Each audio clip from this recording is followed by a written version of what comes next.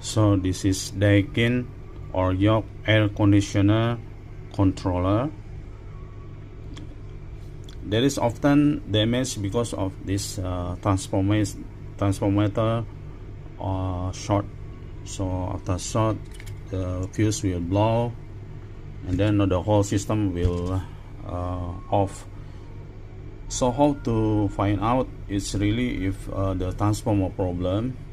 We hook up this 10 volt DC to this diodes. So later on we will feed 10 volt DC. Then if really in good condition, we can listen that we have sound the beep. This board will produce the beep sound, and then one click of the relay, it means the whole system is working as normal.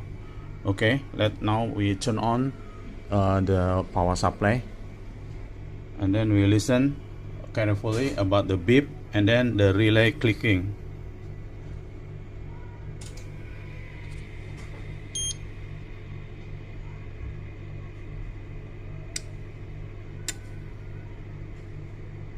Okay, it means only transformer problem, and the whole system is still working as normal.